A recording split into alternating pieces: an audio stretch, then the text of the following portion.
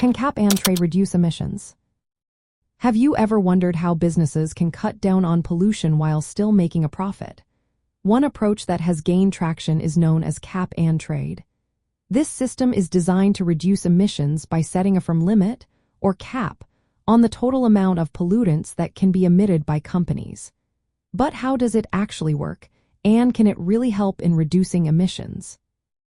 In a cap and trade system, companies receive or buy emission allowances. Each allowance represents the right to emit a certain amount of pollution. If a company emits less than its allowance, it can sell or bank the extra allowances.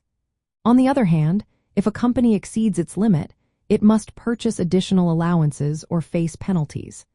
This creates a financial incentive for companies to find cost-effective ways to reduce their emissions.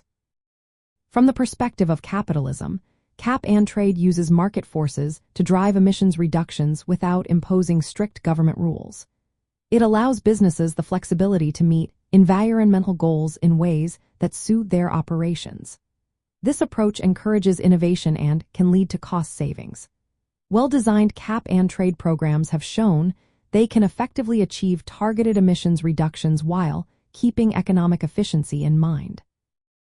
Key features that make cap and trade successful include accurate emissions monitoring and significant penalties for violations.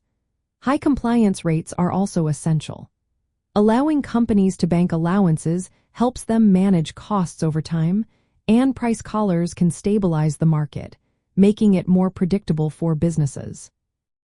Unlike traditional regulations that dictate specific technologies or performance standards, cap and trade lets the market set the price of emissions. This influences investment decisions and encourages the development of cleaner technologies.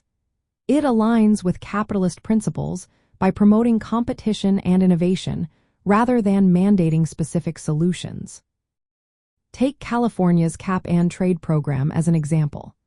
It is one of the largest in the world and has helped the state meet and exceed its greenhouse gas reduction targets.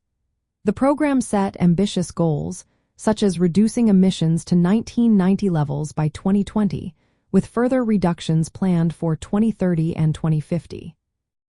This shows that cap and trade can work effectively within a capitalist economy to achieve significant environmental goals while still supporting economic growth.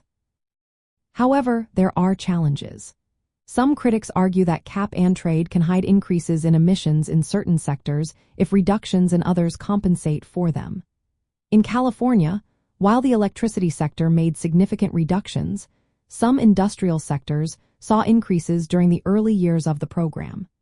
This highlights the need for careful design and enforcement to ensure all sectors contribute fairly to emissions reductions. In summary, cap and trade can reduce emissions effectively when designed and implemented properly. It uses market mechanisms to achieve environmental goals in a cost-efficient way, giving companies the flexibility and incentives to innovate. Success relies on robust monitoring, enforcement, and clear rules that create a stable market for emissions allowances. When these conditions are met, cap and trade aligns well with capitalist values by using economic incentives instead of direct regulation to reduce pollution.